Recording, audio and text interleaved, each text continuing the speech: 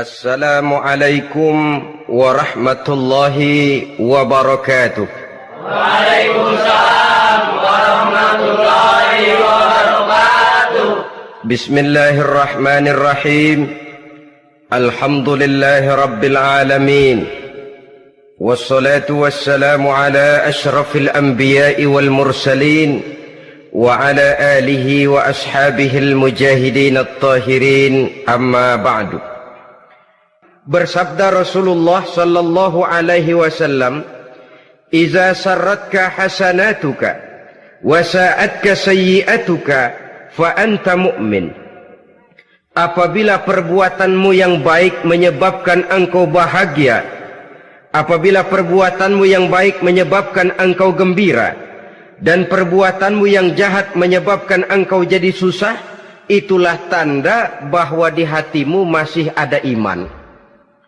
Artinya, belum tentu orang yang berbuat baik merasa bahagia dengan kebaikan yang dikerjakannya. Dan tidak selamanya orang yang berbuat jahat sanggup menyesali perbuatan jahatnya.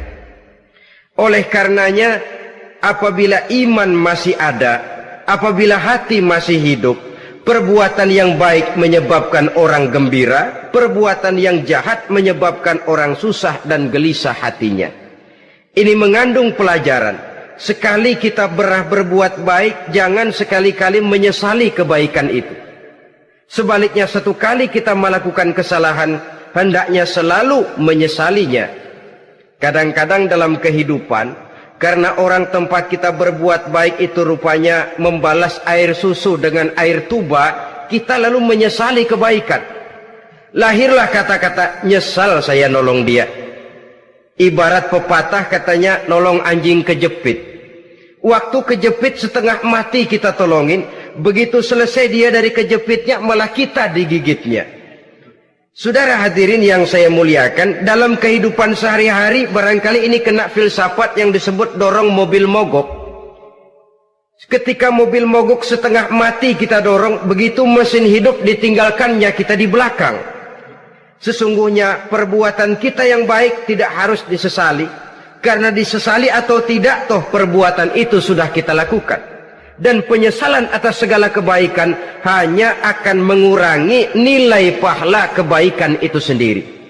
Berbahagialah apabila berbuat baik, walaupun orang yang kita melakukan kebaikan membalasnya dengan kejahatan. Menyesalah apabila berbuat kesalahan, apabila melakukan dosa, karena itu pertanda nilai iman yang masih hidup dalam jiwa kita. Saudara-saudara kaum muslimin yang berbahagia, jadi sungguh pun pahala dan dosa sesuatu yang abstrak, efeknya jelas dia mendatangkan kebahagiaan atau membawa kepada kegelisahan batin di dalam kehidupan manusia.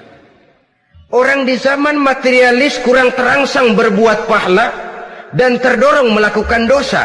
Kenapa? Karena pahala tidak kelihatan, dosa tidak nampak. Kalau pahala kelihatan, barangkali nggak kuat kita mikul pahala. Kalau dosa benjol, umpama tiap bikin dosa palanya benjol, barangkali sudah nggak karu-karuan kepala kita. Baik pahala, baik dosa, sesuatu yang tidak nampak oleh pandangan mata zahir, tapi yang punya efek dalam kehidupan ini. Orang yang banyak pahalanya dengan orang yang banyak dosanya, kalau dia berjalan barangkali sulit kita membedakan. Tapi efeknya dalam kehidupan ini jelas adanya. Sesuatu yang bernama pahala kita perlukan, karena hidup tidak berhenti hingga di sini. Sesuatu yang bernama dosa harus kita hindarkan, karena ada kelanjutan sesudah hidup yang sekarang ini. Kehidupan dari satu pertanggungan jawab. Itu sebabnya Imam Ghazali dalam bahasa yang indah sekali berpesan, "Jaddidis safinah fa innal bahra amiq wa khuziz zad fa innas safara ba'id." Perbarui selalu kapalmu, rawat, jaga baik-baik, dandani kapalmu, fa innal bahra amiq, karena sesungguhnya lautan ini sangat dalam. Satu bahasa yang indah dari tamsil terhadap kehidupan. Perbaiki kapalmu karena lautan ini sangat dalam. Artinya, jaga baik-baik hatimu. pelihara iman dan keyakinanmu, karena hidup ini bagaikan gelombang lautan. Tempo-tempo air tenang, tempo-tempo ombak menggila dan menggunung. Jaga iman baik-baik karena hidup penuh dengan cobaan dan ujian. Itu maksudnya. Wa khuziz zad fa inna safara ba'id. Dan bawa bekal yang banyak karena perjalanan hidup ini sangat panjang. Perjalanan ini sangat jauh. Kita kalau pergi keluar kota tentu saja membawa bekal. Makin jauh kota yang akan kita tuju, makin banyak bekal yang harus kita bawa. Alangkah sengsaranya manusia apabila dia akan pergi ke satu kota yang jauh, modalnya cuma nekat. Bagaimana nanti di sana sajalah. Tidak membawa bekal sebagaimana yang sewajarnya. Hal yang semacam ini senangnya sih belum tentu, keblangsak dan susahnya sudah kebayang. Itu dalam kehidupan di dunia ini.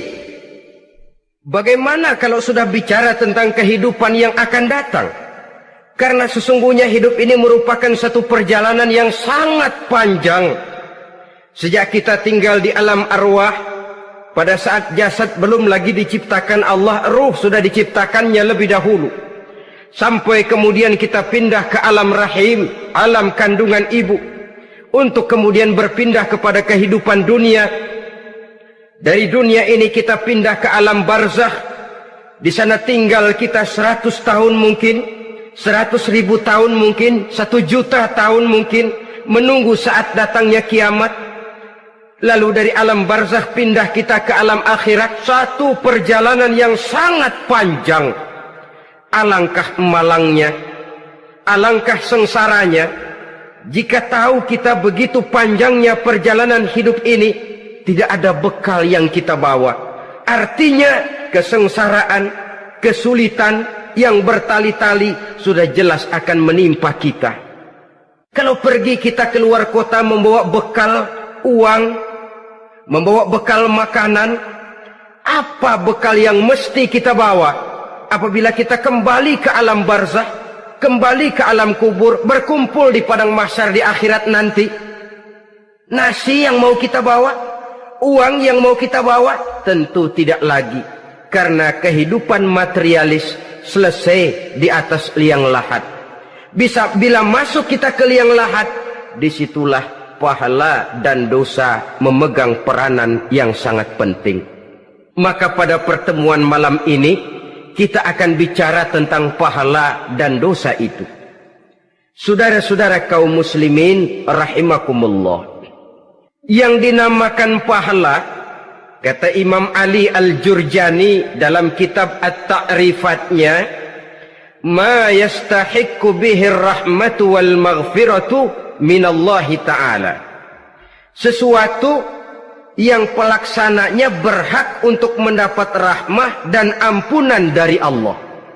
Dengan kata lain, nilai pahala adalah akibat dari perbuatan-perbuatan di dalam melaksanakan perintah dan anjuran yang ada di dalam kehidupan agama. Apabila perintah dan anjuran kita laksanakan, nilai pahala itu lalu datang. Nah, nilai pahala dalam Islam, menurut konsepsi Quran, Allah menjelaskan, man jaa bil hasanati falahu asyru amsalihha.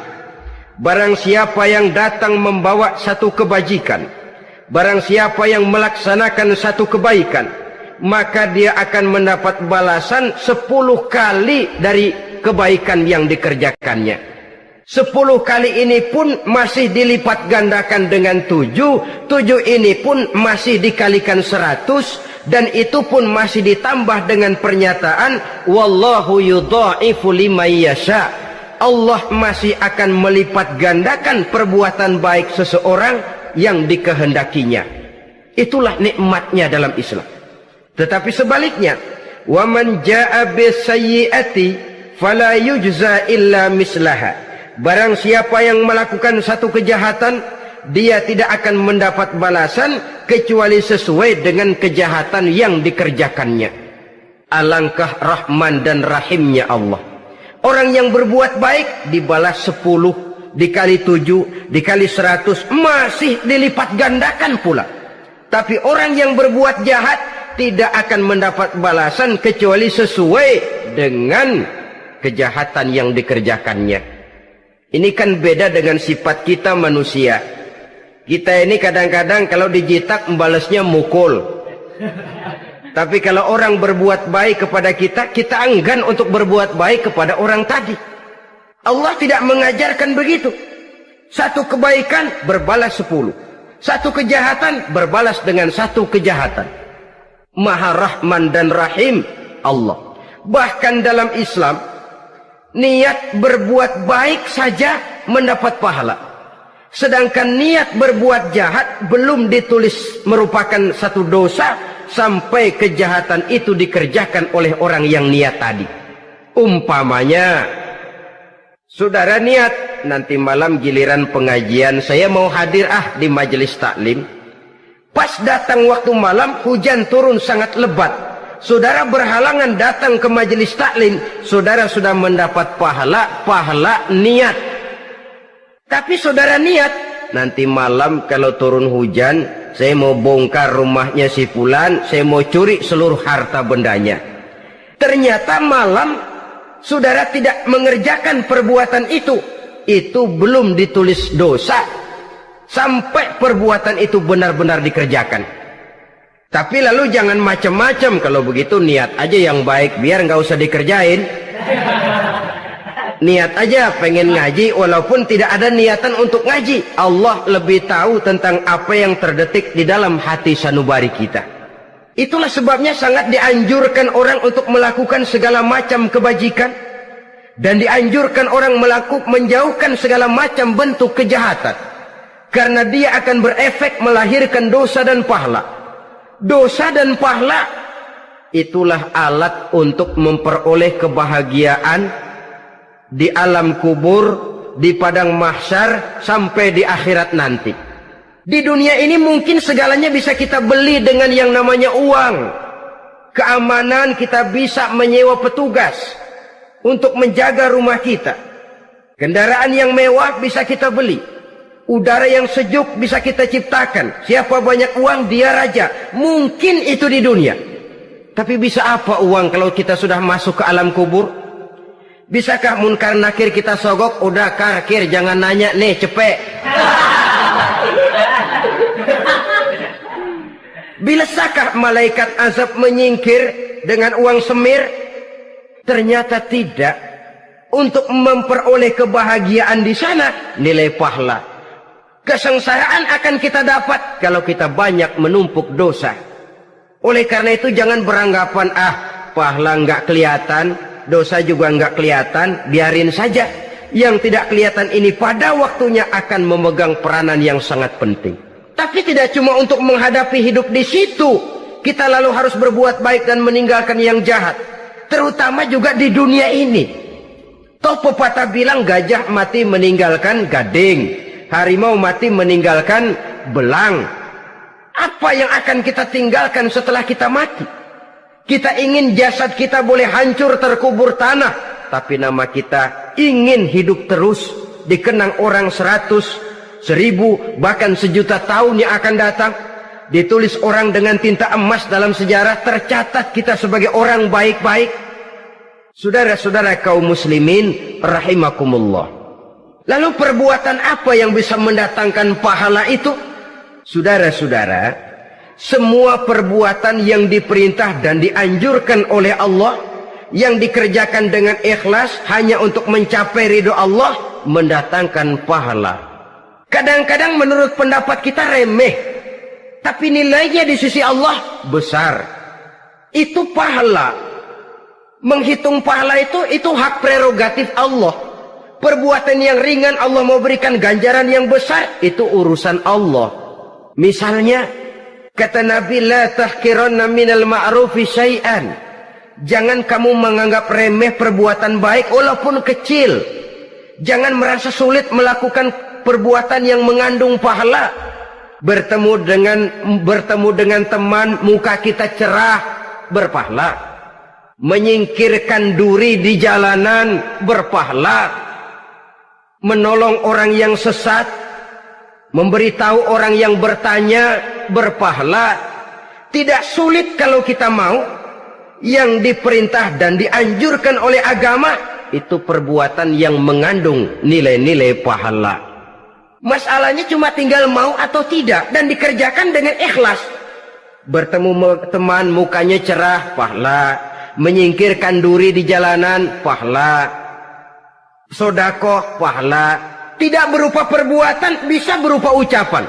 Misalnya bersolawat, pahala. Bertasbih dan bertahmid, pahala. Kata Nabi, kalimatani khafifatani 'alal lisan, saqilatani fil mizan. Ada dua kalimat yang enteng di lidah tapi berat di timbangan akhirat nanti. Apa itu? Subhanallah walhamdulillah. Itu kan amalan yang ringan, perbuatan yang mudah saja, tapi nilainya demikian besar dalam pandangan Allah. Jadi pendeknya, perbuatan yang bernilai pahala adalah perintah dan anjuran agama yang dilaksanakan dengan ikhlas semata-mata untuk mencapai ridho Allah, itu mengandung pahala. Niat dasarnya itu harus karena Allah, landasannya harus karena ikhlas. Bukan cuma sekedar basa-basi, tidak karena ingin dipuji orang, tidak karena mengharap tanda jasa, tapi ikhlas semata-mata. Dari perbuatan yang paling kecil dan mudah sekali sampai kepada amalan-amalan yang besar dan memerlukan biaya yang besar, seperti melaksanakan ibadah haji, seperti jihad fi sabilillah, membangun masjid, membangun pondok-pondok pesantren, membangun pusat-pusat kesehatan, membangun jalan-jalan umum, termasuk menjaga keamanan. Jangan dikira loh, siskamling umpamanya, menjaga keamanan kampung tidak berpahala. Kalau diniatkan ibadah, menjaga ketenangan warga supaya mereka tekun ibadah, ikhlas karena Allah, itu juga bernilai ibadah. Keluar kita dari rumah, pergi pagi, pulang sore, peras keringat, banting tulang cari nafkah buat menghidupi anak istri kita. Kalau diniatkan ibadah, melaksanakan kewajiban sebagai kepala rumah tangga, membantu orang tua sebagai anak, itu juga perbuatan-perbuatan yang mengandung pahala. Yang terbaik sesuai dengan bidang kehidupan kita. Ada orang yang dinamakan abid, ahli ibadah, pahala yang paling baik bagi dia banyak-banyak tahajud, sembahyang malam, wirid, zikir, tasbih. Ada yang dinamakan orang alim, pahala yang paling baik buat orang macam ini mengajar, menyebarkan ilmu, mendakwahkan Islam. Ada yang disebut wali, pejabat pemerintah, petugas. Amalan pahala yang paling baik buat orang semacam ini melayani masyarakat, bekerja di bidangnya sesuai dengan profesinya. Saudara hadirin yang saya hormati, jadi dengan demikian perbuatan-perbuatan yang mengandung nilai-nilai pahala ini bisa perbuatan yang menurut kita kecil namun punya nilai besar. Apalagi perbuatan besar dengan biaya yang besar, tentu makin besar juga pahala yang disediakan oleh Allah Subhanahu wa ta'ala. Oleh karenanya, kalau kita bercermin dari ayat Quran, hidup ini kesempatan untuk berbuat baik. Huwallazi khalaqal mauta wal hayata liyabluwakum ayyukum ahsanu amala. Dialah Allah, Tuhan yang telah memberikan hidup dan mati kepadamu untuk menguji kamu, siapa di antara kamu yang paling baik amal perbuatannya. Jadi tidak saya rinci, tapi cukuplah satu penjelasan global. Perbuatan yang berpahala adalah perbuatan melaksanakan perintah Allah atau anjuran Allah dengan dasar ikhlas, dengan tujuan untuk mencapai ridho Allah semata-mata. Lalu apa perbuatan yang mengakibatkan dosa itu? Saudara-saudara, dosa lahir akibat melakukan larangan Allah atau mengerjakan yang dicelaknya. Nah, para ulama ada yang membagi dosa itu menjadi dua bagian. Ada dosa-dosa kecil, ada dosa-dosa besar. Tetapi sebenarnya ditinjau dari segi hakikatnya, kalau sudah melakukan satu kesalahan yang mengakibatkan dosa, jangan dilihat besar dan kecilnya, tapi kepada siapa dosa itu kita kerjakan. Sebab kalau dosa kita anggap satu yang kecil, orang akan terangsang untuk mengerjakan yang kecil-kecil saja. Sehingga dengan demikian, yang kecil pun akan menjadi besar kalau ditumpuk-tumpuk. Sedangkan yang besar bisa saja menjadi kecil kalau selalu diiringi dengan permohonan ampun kepada Allah. Itu sebabnya para ulama sufi, orang-orang tasawuf mengatakan, la saghair ma'al istimrar wala kabair ma'al istighfar. Tidak ada dosa yang kecil kalau dikerjakan terus-menerus, dan tidak ada dosa yang besar kalau digempur tiap saat dengan perbuatan istighfar atau memohon ampun kepada Allah Subhanahu wa taala. Cuma saja pada umumnya, karena dosa-dosa kecil itu lebih mudah taubatnya, dan ada janji Nabi, barang siapa yang meninggalkan dosa-dosa besar akan diampuni dosa-dosanya yang kecil-kecil. Oleh karena itu, pada kesempatan ini kita akan juga bicarakan apa saja yang termasuk klasifikasi dosa-dosa besar, dengan harapan kita bisa menjaga diri, menyelamatkan diri, jangan sampai terjatuh ke dalam dosa-dosa yang besar tadi. Tetapi bukan berarti kita harus terangsang melakukan dosa-dosa yang kecil. Ah, biarin kecil ini, tobatnya gampang. Ah, dosa kelas teri. Ah, dosa itu kan tidak kelihatan. Lalu terangsang melakukan perbuatan dosa-dosa walaupun kecil, kalau berlarut terus-menerus dia akan tumbuh menjadi dosa yang besar. Oleh karenanya, jangan sampai mengundang pengertian kalau kita membicarakan dosa-dosa yang besar lalu terangsang melakukan dosa-dosa yang kecil. Karena bagaimanapun juga dosa kecil dan dosa besar sama dalam arti kepada Allah kita melakukan kesalahan. Dan dosa yang kecil pun kalau bertumpuk, dia akan menjadi banyak. Saudara-saudara kaum muslimin rahimakumullah, ada beberapa jenis dosa-dosa besar. Jenis yang pertama, asyirku billah, syirik atau menyekutukan Allah.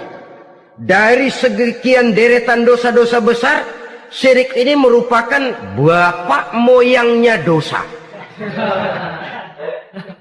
Dedengkotnya dosa itu syirik, menyekutukan Allah. Bahkan dosa yang lain Allah masih mau mengampuni, tapi kalau sudah syirik, menyekutukan Allah, itu sudah satu dosa yang tidak berampun sama sekali. Oleh karena itu tepat pesan Imam Ghazali tadi, jadi di safinah fa innal bahra amik, jaga iman, pelihara akidah, dandani kapal. Karena hidup ini gelombang lautan sangat dalam, hidup banyak cobaan. Di dalam hidup di zaman sekarang ini, saudara bisa perhatikan, di mana tensi ekonomi tinggi, lapangan kerja sulit, persaingan hidup makin tajam, sifat egois dan individualis tumbuh di mana-mana, rasa solidaritas sosial menurun, sifat gotong royong musnah, orang mudah potong kompas, potong jalan, ingin cepat kaya, ingin cepat naik pangkat, ingin dapat kedudukan. Kadang-kadang akidah pun terjual, akidah pun musnah, jatuh ke jurang syirik pun tidak jadi soal. Itu yang kita khawatirkan. Kalau dosa-dosa yang lain Allah masih mau mengampuni, tapi kalau sudah jatuh kepada syirik, Allah sama sekali tidak akan memberikan ampun. Dalam kaitan dengan ini barangkali tepat sinyalemen Imam Ali itu.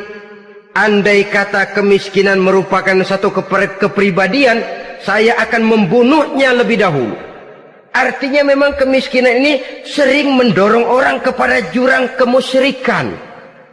Tidak tahan menghadapi godaan perut akibat tensi ekonomi yang tinggi, lapangan kerja yang sulit. Iman pun jadilah ditukar dengan 3 liter beras. Akidah pun jadilah dibarter dengan 3 bungkus supermi, dengan pakaian bekas, dengan obat-obatan. Tidak jadi soal baginya mengejar kebahagiaan yang relatif singkat dengan mengorbankan kebahagiaan yang abadi. Persis ibarat pepatah, nyari jarum kampak hilang. Mencari sesuatu yang kecil, yang besar jadi sia-sia. Membela perut, mengorbankan akidah. Na'udzubillah summa na'udzubillah. Saudara-saudara kaum muslimin rahimakumullah. Ini fakta. Ini kenyataan. Dan hal semacam ini tidak bisa diatasi cuma dengan ceramah, simposium, diskusi, seminar. Apalagi Nabi berpesan, solahu ummati bil ilmi wal mal. Umatku hanya bisa menjadi baik akidahnya dengan ilmu dan harta. Itu bahasa Nabi. Kalau bahasa kita sekarang, dengan ekonomi dan pendidikan. Ilmu, pendidikan, ekonomi, harta.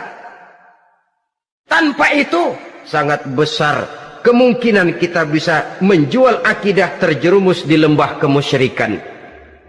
Maka terutama kepada saudara-saudara saya, muslimin yang terpencil jauh dari kota-kota besar, yang kadang dalam kehidupan seharinya imannya sering digoda oleh supermi, akidahnya sering ditantang oleh pembagian beras, pakaian-pakaian bekas, obat-obatan dan sebagainya.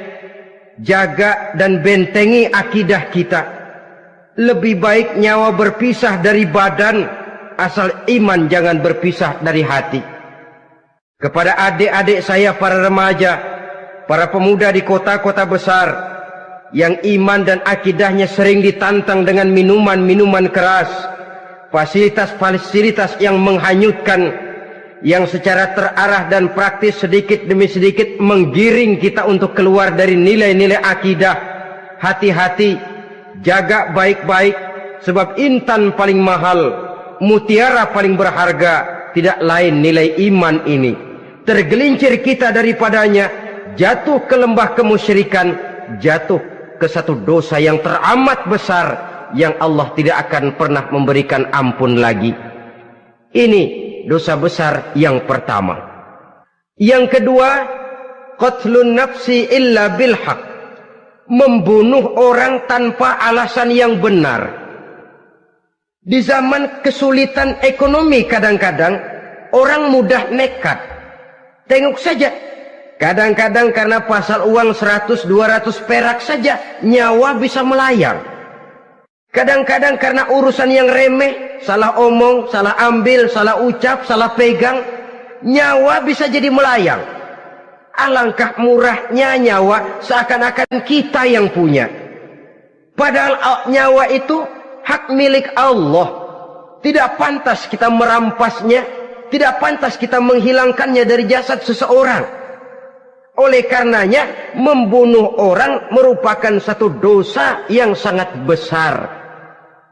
Jangankan kepada orang yang seakidah, orang yang lain akidah saja pun, kalau dia hidup berdamai, rukun, berdampingan, kita harus melindungi. Apatah lagi teman seakidah sendiri. Saudara-saudara kaum muslimin rahimakumullah. Pantas kalau Nabi menyatakan, apabila dua orang Islam sudah saling berkelahi, berbunuh-bunuhan, al-qatil wal maqtul finnar, yang membunuh dan yang dibunuh dua-duanya sama-sama masuk neraka. Sahabat heran, ya Rasul, kalau yang membunuh masuk neraka sih wajar, tapi yang terbunuh kok neraka juga, kenapa? Kata Rasul, sebenarnya dia juga cuma sudah niat untuk membunuh, cuma keduluan saja. Andai kata dia tidak terbunuh, tentu dia yang akan membunuh. Saudara-saudara kaum muslimin rahimakumullah, Islam sesuai dengan namanya adalah agama damai. Kita tidak boleh mencari-cari musuh, walaupun tidak boleh lari kalau bertemu musuh. Oleh karenanya, pantang seorang muslim menimbulkan benih keonaran menjadi biang kerok buat lingkungannya. Sesuai dengan namanya, seorang muslim adalah seorang yang dalam hidup senantiasa berusaha menebarkan salam, menebarkan kedamaian, ketenangan dan ketentraman. Dengan prinsip, musuh jangan dicari, bertemu pun jangan lari. Yang ketiga, termasuk dalam kelompok dosa besar ini, syurbul khamr, meminum minuman keras. Termasuk di dalam kata khamr ini ganja, morfin, narkotik. Sebab apa? Jenis minuman semacam itu tidak hanya merusak keadaan sekarang, tapi sekaligus merusak kehidupan yang akan datang. Kalau itu jatuh di tangan generasi muda, artinya kan merusak kehidupan masa depan daripada suatu bangsa. Karena apa? Remaja dan pemuda merupakan bentuk miniatur daripada kehidupan bangsa. Akan bagaimana warna umat Islam di Indonesia, bahkan akan bagaimana warna Indonesia 30, 40, 50 tahun yang akan datang, remaja sekarang jawabannya. Kalau remaja kita sekarang ini kerjanya cuma bisa nyekek botol, insya Allah bangsa Indonesia 30-40 tahun yang akan datang akan tumbuh menjadi bangsa teler. Tidak banyak yang bisa kita harapkan. Remaja adalah gambaran masa depan dari satu bangsa, dari satu umat. Dan remaja itu di dalam dirinya secara fitrah terkumpul semua bakat, terdapat semua kemungkinan. Kita ini lahir membawa sifat pemimpin, tapi juga membawa sifat pengacau. Kita ini ada bakat jadi orang jujur, ada bakat jadi pengkhianat. Kita ini ada bakat menjadi orang baik-baik, kita juga punya bakat jadi biang kerok. Kita kemungkinan bisa jadi pemimpin bangsa, tapi juga bisa menjadi pemimpin bangsat. Nanti lingkungan dan pendidikan akan menumbuhkan, membentuk mana yang tumbuh lebih subur. Kalau lingkungan dan pendidikannya lebih banyak bercerita tentang kejujuran, maka nilai kejujuran yang akan tumbuh lebih banyak dalam jiwanya. Dan insya Allah diharapkan dia akan menjadi manusia yang jujur di kelak kemudian hari nanti. Dan masalah minuman keras ini sebenarnya berkait. Kita tidak bisa cuma menyalahkan remaja saja, menyalahkan pemuda saja. Karena bagaimanapun masalahnya kompleks.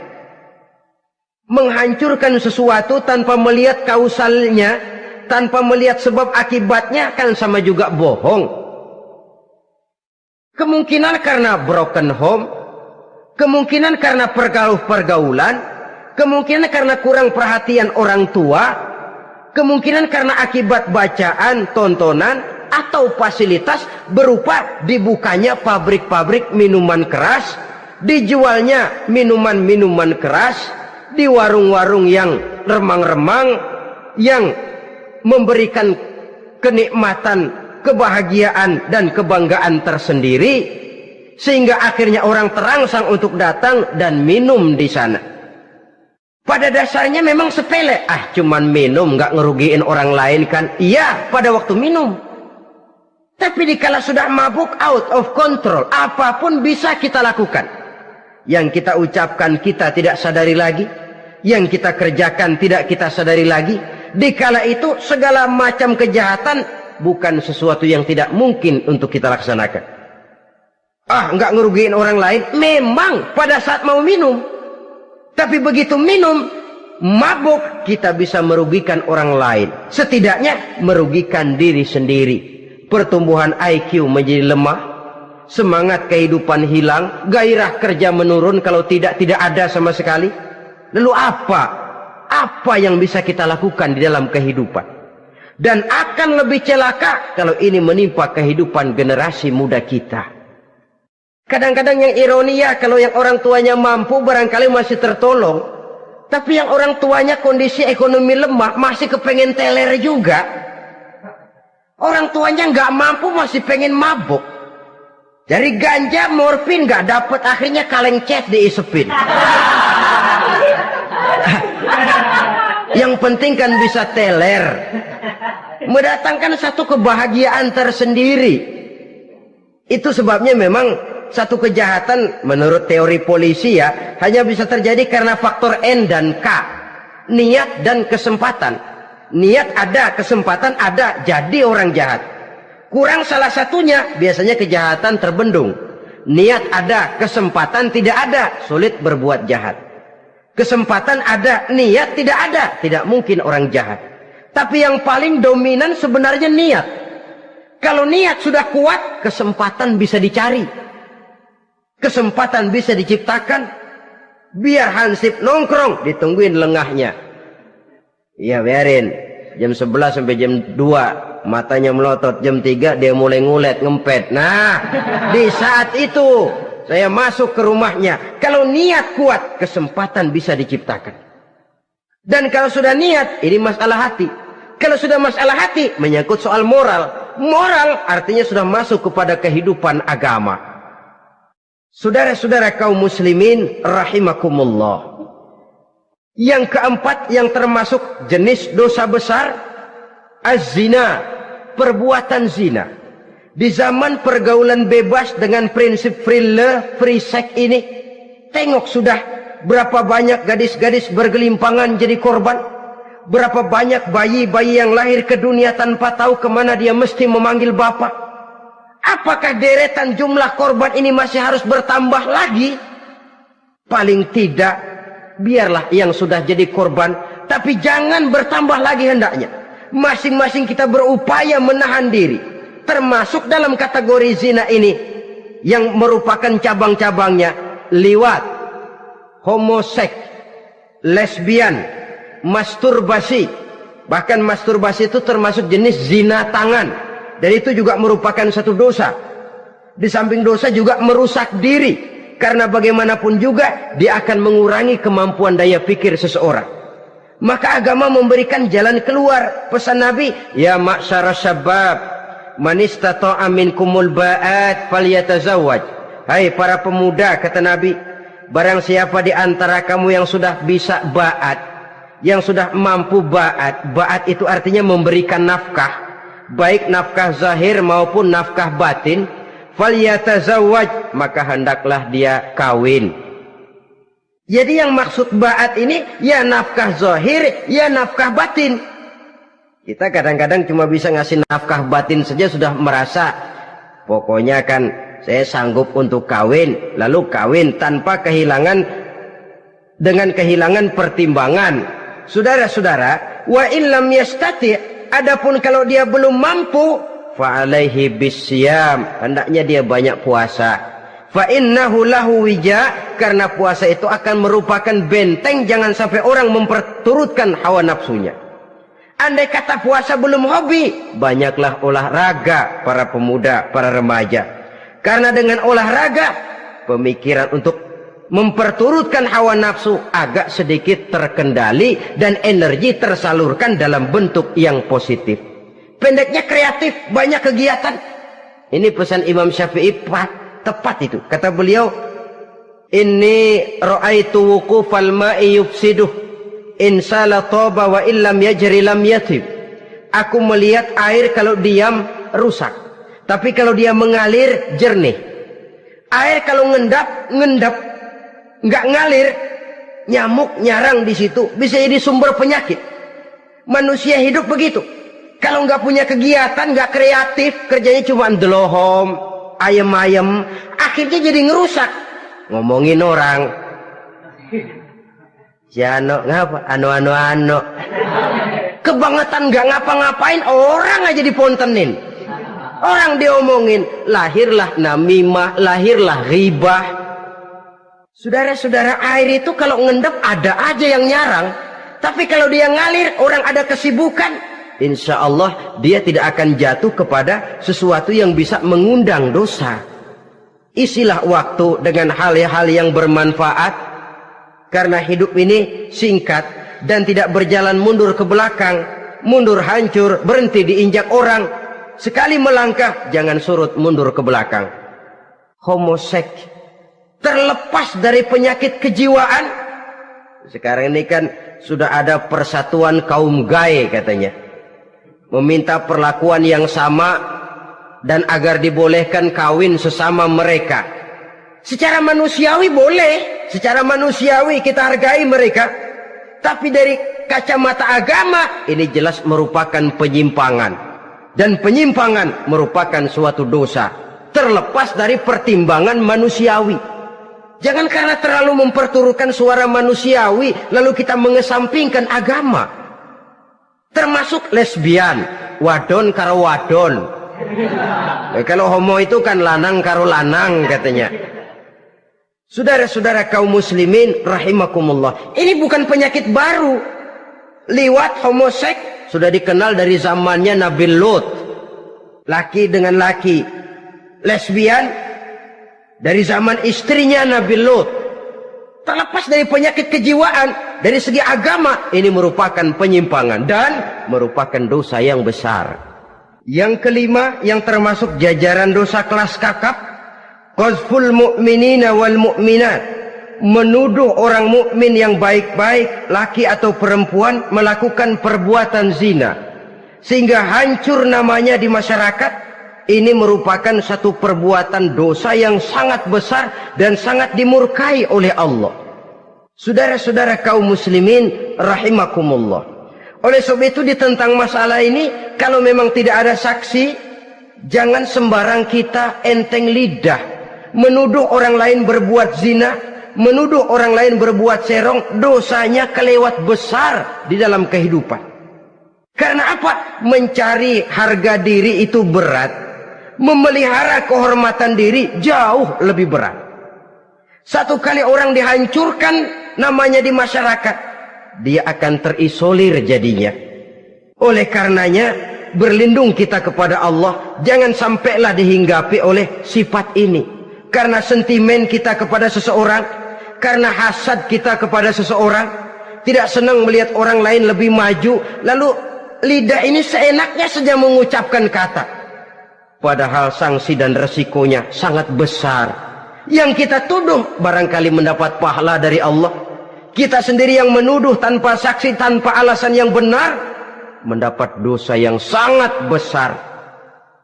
Saudara-saudara, memang kadang-kadang aneh dalam hidup ini.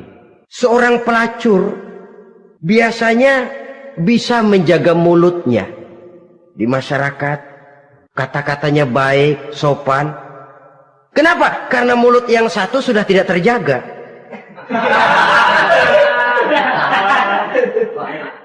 Kita kadang-kadang kehormatan bisa kita jaga, tapi mulut tidak terkontrol. Ngomong saenake dhewe, bikin orang mangkel, kesal, fitnah sana, fitnah sini, menghancurkan nama baik orang, ngomongin yang macam-macam. Bagai-bagai macamlah caranya. Saudara-saudara kaum muslimin yang berbahagia. Jadi dengan demikian, menuduh orang lain berbuat zina, sedangkan orang itu tidak pernah melakukannya, ini termasuk satu dosa yang sangat besar di dalam kehidupan ini. Yang keenam, al-'aqu bil walidain, durhaka kepada ibu bapak. Seorang anak, bagaimanapun banyak nilai ibadahnya, banyak kebaikan di masyarakat, menyandang berbagai macam gelar, pangkat dan jabatannya tinggi, tapi kalau sudah durhaka kepada kedua orang tuanya, alamat hidup tidak lagi membawa keberkahan, dan itu dosa yang sangat besar. Sampai Nabi sabdakan, ridho Allah ada di dalam keridhaan ibu bapak, murka Allah pun ada di dalam kemurkaan ibu dan bapak. Walaupun belum tentu setiap kita orang tua, tapi yang jelas setiap kita adalah anak, dan setiap anak punya ibu dan bapak. Jangan sampai kacang lupa kepada kulitnya. Saudara-saudara kaum muslimin rahimakumullah, durhaka kepada ibu bapak merupakan perbuatan yang sangat dimurkai oleh Allah. Apalagi ibu yang telah melahirkan kita, bahkan mengandung kita. Begitu juga bapak yang telah berusaha peras keringat banting tulang untuk mengasuh membesarkan kita.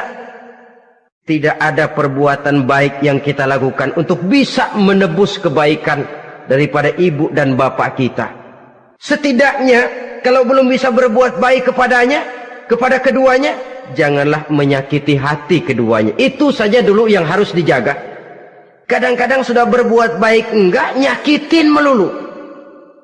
Sudah nyenangin belum bisa, saban sehari nyakitin saja. Padahal kedua orang tua itu doanya manjur, sebagaimana sumpahnya juga bisa jadi kenyataan, dan sering bahkan menjadi kenyataan. Sampai ibu bapak sudah wafat, sudah meninggal sekalipun, kewajiban berbakti masih harus terus dilakukan oleh seorang anak. Lalu yang ketujuh, at-tawalli yaumaz zahfi, berpaling pada hari pertempuran. Orang sedang sibuk-sibuk menghadapi musuh, maksudnya berjuang membela agama ini, dia lari menyelamatkan diri. Pengecut, mental munafik. Ayo, kalau demi agama, mari kita maju ke depan. Allahu Akbar. Yang besar Allah, yang lain kecil semua. Maju. Orang lain maju serentak, dia mundur jauh ke belakang. Mental munafik, mental calo, istilah sekarang ini. Oh, itu calo, mental calo. Tuhan gedek banget itu.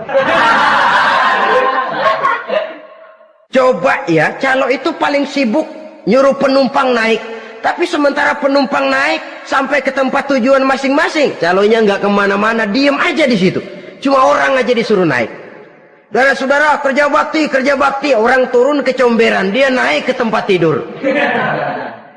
Mundur di hari pertempuran, menyebabkan orang lain gugur, dia sendiri menyelamatkan diri. Mental pengecut, mental munafik, itu merupakan dosa yang sangat besar. Saudara-saudara kaum muslimin rahimakumullah. Itu sebabnya agama itu memerlukan keberanian. Memang, tapi bukan keberanian yang tanpa perhitungan. Sebab berani tanpa berhitung namanya berani babi. Kita berani kalau benar, kita harus takut kalau salah. Jangan dibalik. Salah berani, nekat namanya. Benar takut, pengecut namanya. Orang yang pengecut adalah orang yang takut membela kebenaran. Orang yang nekat sesungguhnya udah salah nggak malu lagi. Udah salah nekat lagi. Merasa rugi berbuat kebaikan, puas kalau berbuat kejahatan. Padahal Nabi pesan, siapa yang berbuat dosa sambil tertawa, nanti dia akan masuk neraka sambil menangis. Karena itu dipesan pula di dunia ini, sering-seringlah mencuci mukamu dengan air mata taubat. Cuci lidahmu dengan zikir kepada Allah. Bersihkan hatimu dengan air ikhlas. Saudara-saudara kaum muslimin rahimakumullah. Kan ada toh orang berbuat baik nggak gembira, tapi berbuat jahat malah puas. Atau sama saja, orang lain berbuat baik, hatinya kesel. Orang lain berbuat jahat, dia malah mendukung. Atau orang lain tergelincir berbuat jahat, dia malah girang. Ini kan tidak objektif. Karena yang berbuat baik, orang yang dia keselin, dia nggak seneng. Tetapi karena yang berbuat jahat, orang yang dia senengin, dibenerin juga. Itu nggak objektif namanya. Mundur di hari pertempuran pada saat saudara-saudara kita sedang menghadapi musuh, sikap pengecut yang sangat dibenci Allah. Yang kedelapan, termasuk kelompok dosa besar, aklu malil yatim, makan harta anak yatim. Kadang-kadang ada orang mengeksploitir loh nasib anak-anak yatim. Karena biasanya para dermawan peka kalau mendengar nasib yatim, memberikan santunan. Si yatim belum makan, yang ngurusin udah pada kenyang. Mengeksploitir, memakan harta anak yatim termasuk dosa yang sangat besar. Sehingga Nabi pesan, ana wa kafilul yatim kahataini yaumal qiyamah.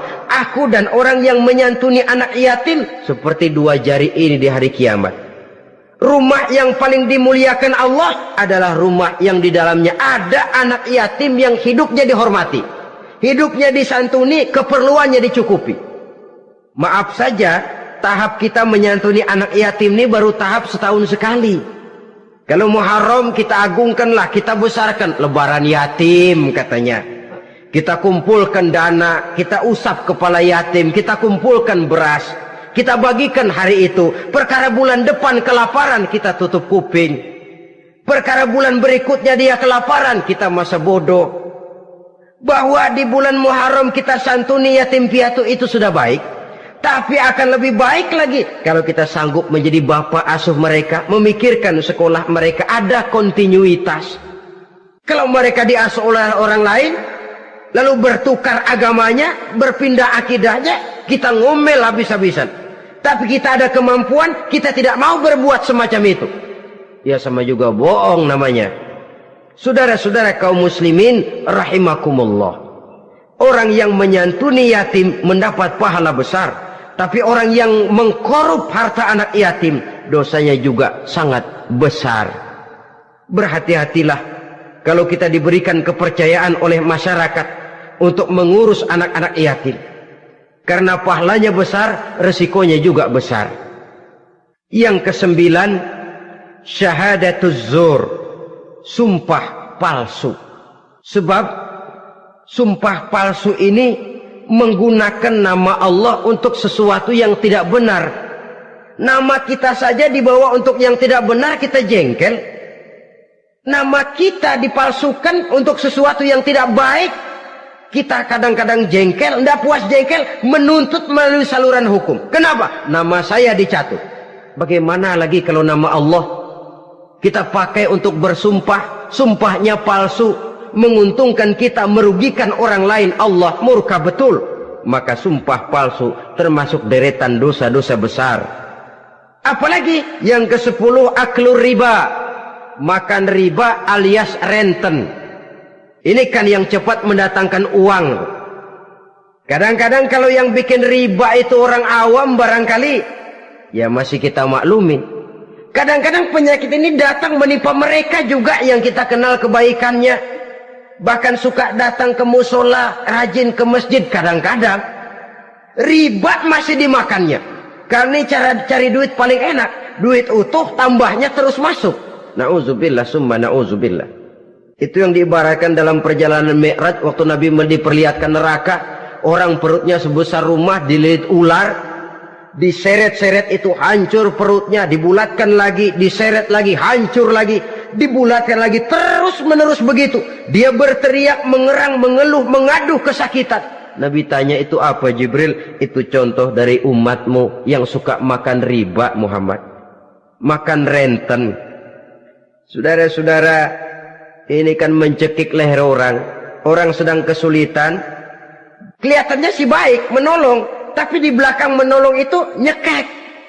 Di belakang nolong itu nyekek. Dan nyekek itu sebenarnya tujuan utamanya. Orang yang menjalankan riba pada dasarnya tidak punya peri kemanusiaan kok. Kalau dia kelihatannya mau menolong, kelihatannya motifnya mencari untung di belakang itu. Jauh dari kemanusiaan. Yang ke-11, saudara-saudara, termasuk jajaran dosa besar itu qat'ur rahim, memutuskan silaturahmi. Marah, hobi sama marah. Kalau 3 hari nggak marahan sama orang, ngebet palanya. Selalu nyari gara-gara. Kalau udah marah berlaku perpanjangan waktu. Tahun, 2 tahun, kadang-kadang seumur hidup. Saudara hadirin yang saya muliakan. Apalagi mengurangi timbangan termasuk kelas dosa besar. Makan suap termasuk dosa besar. Semir menyemir dosa besar. Apalagi bunuh diri. Nah ini, bunuh diri dosa besar.